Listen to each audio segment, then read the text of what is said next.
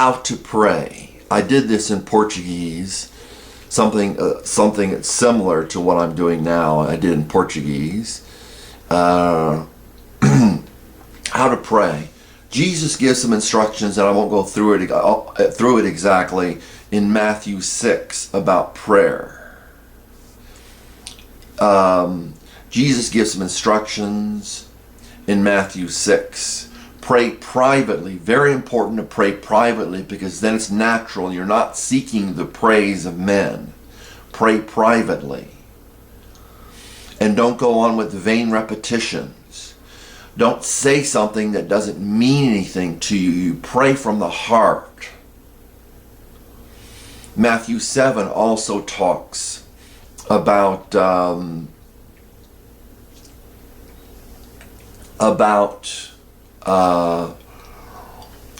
ask, seek, knock. Everyone who asks receives. He who seeks finds.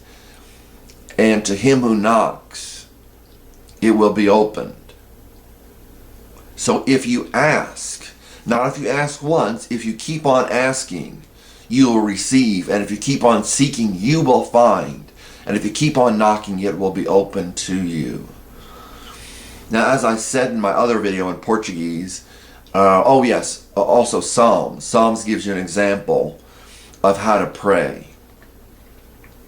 Psalms will give you examples. Psalm 22 is a good example.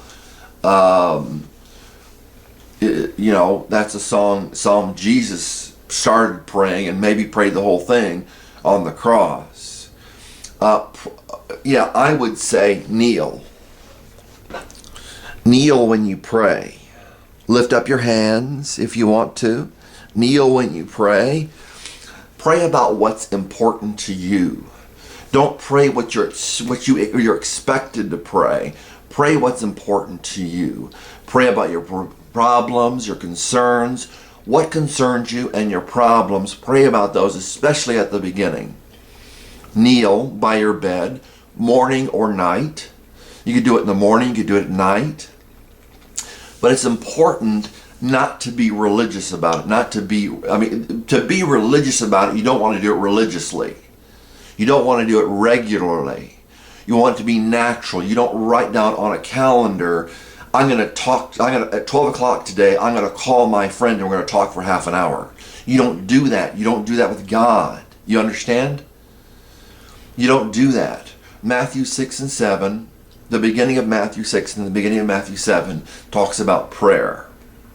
The Psalms talk about prayer. It's a good example. Psalm 22. Kneel. Ask for God. Ask, request of Him what's important to you. Your problems, what concerns you. If you're going to college, it's a perfect time to get to prayer, for prayer. Pray for grace, I'm reading in Portuguese. Give thanks. Give thanks. Pray for people. Pray for people. Pray when you want to. Again, avoid religious prayers where where you read a prayer or something.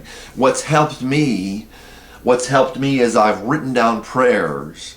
And then I just did this just recently, and I've been a Christian for 26 years. I've been a Christian for 26 years.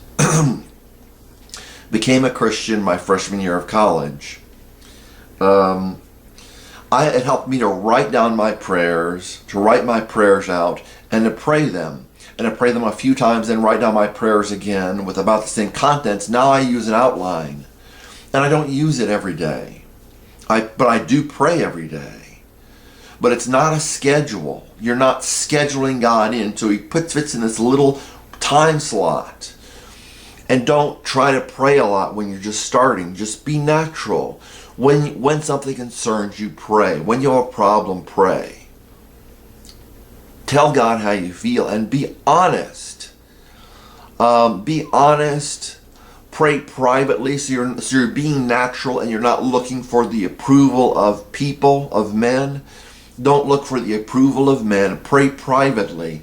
And the Bible says, in Matthew 6. If you pray privately, you're praying private. If you pray privately, your God will reward you openly. Speak like you're speaking to a friend. Let it be natural, like you're speaking to a friend. Again, Matthew 6, very important about prayer. Matthew 7, the beginning of Matthew 6, the beginning of Matthew 7, ask, seek, knock. I like to kneel and I would pray. I did a little bit of religious prayer. I did a little bit of a regular prayer. I'd pray maybe at night or something like, I think I prayed at night. But, don't force it. Don't force it. It's like when you're exercising and you take on, and you've been doing 60 pounds, maybe 60 pound bench, or 60 pound, I forget what they call it, maybe 60 pound bench press, well, which is pretty light, I guess, but maybe 60 pounds free weights, 60 pound free weights, and then you go to 100, you won't be able to do it right. You're not prepared for that. And the change that God makes in us is more important, as I've said, than the change that we make in ourselves. We don't make changes in ourselves when it relates to God. It's not like exercise. You cannot do it and build bigger muscles. It comes from God. Was it First Corinthians something? 1 Corinthians? I don't know where it is. It says, we have this treasure in earthen vessels to show that this power is from God and not from us.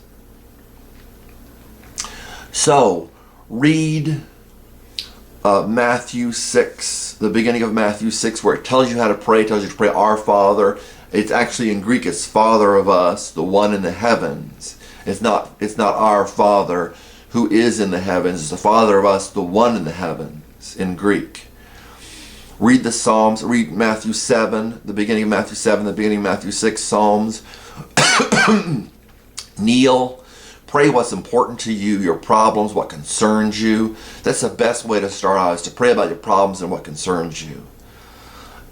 Give thanks. Later on, you can start to give thanks. And pray, later on you can start to give thanks and pray for other people, and pray when